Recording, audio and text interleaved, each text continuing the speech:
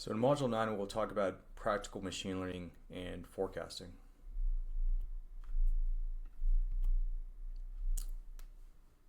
So what we're largely talking about is predictive models. So predictive modeling is just a subset of machine learning and data analytics.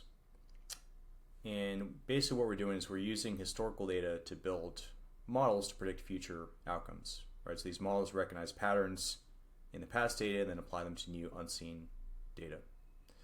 So there's basically three primary types: regression models, where the dependent variable is a continuous value, or y is a continuous value; classification models, where we're trying to predict categorical outcomes; and then finally forecasting models, where we might predict some time-dependent trends. So for example, it might be the case that we have some time periods. Let's say it's months, let's say it's quarters, and we can actually use time series techniques to predict some outcome. Could be sales, could be sort of website visits, as I'll go through an example in a bit. But those are largely the three primary types. With regression problems, there's common regression techniques. Linear regression is still very much used, and that's where we have a single independent variable and a dependent variable. Multiple regression, that's going to extend linear regression to include multiple predictors. So for example, marketing spend, seasonality, location might be used to predict future sales. So we might come up with an output of some kind, and we might be able to make a statement such as, if marketing spend increases by 10,000, we expect an additional 50,000 in sales. And you can see this graphically as well. This is, again, we have a single independent variable, marketing spend, and then a dependent variable, which is sales. And you can see that red line. It's actually a prediction line or regression line. So that basically corresponds to the estimated values, whereas the purple or blue is actually the actual sales values. So you can see there is going to be a discrepancy between the predicted and actual, and we'll talk about how to measure error and accuracy. But what we can see here is that there's a regression line, and that the way that it sort of goes from left to right corresponds to that slope, right, as it moves some number of so 1 unit to increase in marketing spend, or 1 unit increase in marketing spend dollars. You see that there's a jump in sales, right? So that's actually going to correspond to that slope.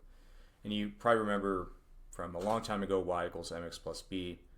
So m is that slope, and so we'd be able to see that in regression output to see what that actual slope value corresponds to, but it basically helps us understand for every 1 unit increase in marketing spend, in this case, sales is expected to increase by some amount, right, that slope amount. And when we think about the classification problems, that's where we have a category as a dependent variable. So it could be a yes, no, it could be a success or failure. And there's common techniques that are used. Logistic is a common technique, and that's going to give us a predicted probability of that outcome. Additionally, we have decision trees and random forests that has become, or those have become popular in part because it helps mimic or sort of mimics a decision-making process. Right? There's actually sort of rules that help us understand how certain predictions are made.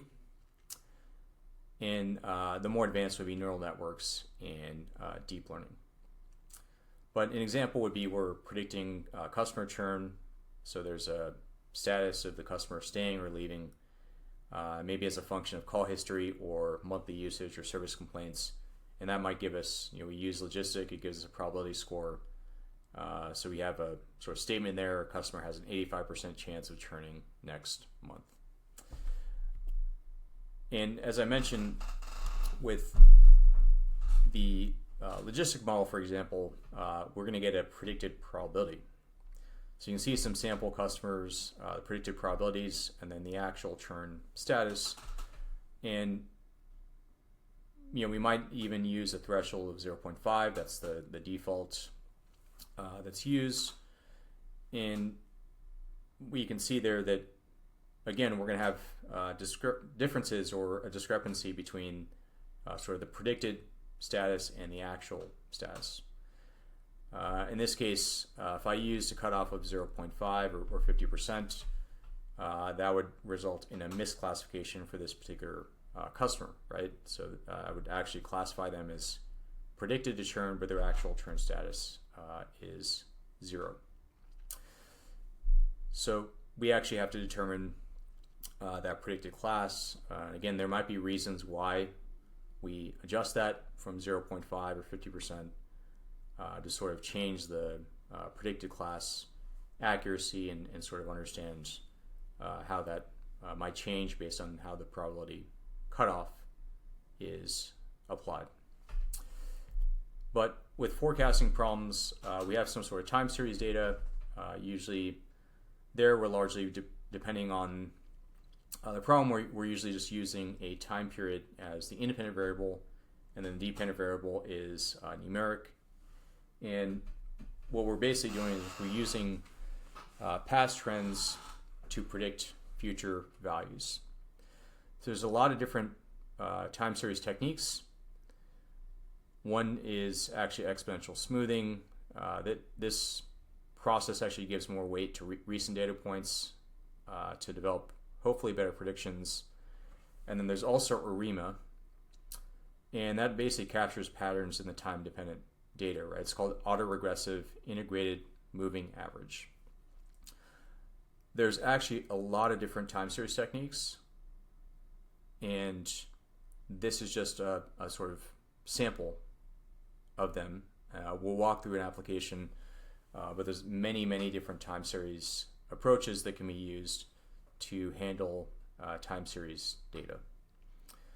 Yes, we might use an approach to predict website traffic as a function of time. So we might be able to even exploit seasonality, right? So it might be that, for example, there are more website visitors in maybe a retail setting or e-commerce setting during the holidays. So there are techniques that kind of can adjust to help exploit trends in the data, such as seasonality or other patterns. And you can see here there's in this example chart there's a sales forecast. So for example, we could have data on historical sales and then predict future sales. And you can see that this relationship is pretty linear, right? There's time period or some time period on the x-axis, and then sales is the dependent variable or on the y-axis. And I'm pointing this out because in some cases you can actually use linear regression to forecast when we have time series data, right? But in this case, in linear regression, the independent variable would be the time period or time itself, and the dependent variable would be whatever you're studying. In this case, it would be sales. But in this case, there's a clear linear trend, so it might actually be okay to use regression for this particular problem. So accuracy is really important for predictive analytics problems. So you can see some of the accuracy measures that are used for regression or forecasting, and the different definitions there. Largely what we're doing is we're looking at the average difference between the predicted and actual values, right? So the mean absolute error, mean squared error, root mean squared error, and mean absolute percentage error.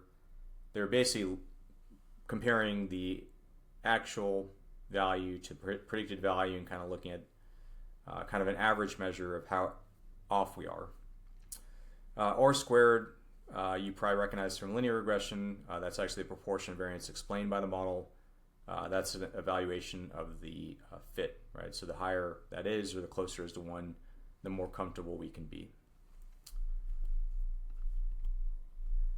In classification problems, there are a number of different metrics, and the easiest way to follow is we have these sort of predicted classes, 1 and 0, and the actual, we're largely comparing the match of those, right? And when we think about 1 and 0, usually 1 is referred to as the positive and 0 is referred to as the negative. So we can kind of look at these metrics and look at the sort of mismatch or discrepancies, and all these measures help us understand that, or help us measure that prediction accuracy or our error. And when we think further on time series, what we acknowledged earlier is there's many different techniques that we can use. And I mentioned, in fact, if our data showed a linear trend, we might even use linear regression with the independent variable as time. But the reality is that's largely unrealistic, that we think that phenomenon would just move in sort of that linear fashion, right? So we may need to use more sophisticated techniques that are time series specific. And you can see there I have the two sample techniques that I mentioned, exponential smoothing, and then why would you would use exponential smoothing is maybe we need a quick interpretable forecast, or our data has a clear seasonality or trends. Also, if we want a smoother prediction that doesn't react to short-term fluctuations, we might use exponential smoothing. Or ARIMA, there we would use if there's autocorrelation, so past values influence or strongly influence the future values, or we need a long-term forecast with sort of complex dependencies or complex data, or we're dealing with sort of a financial or economic data set with random fluctuations or random movements. And finally, auto ML or automated machine learning has become more popular as we kind of look for shortcuts to get an accurate outcome. So really what we're doing is we're letting the computer choose the best technique. I mentioned there's a vast number of machine learning techniques that can be used. And so what AutoML basically does is it's almost like a self-driving car.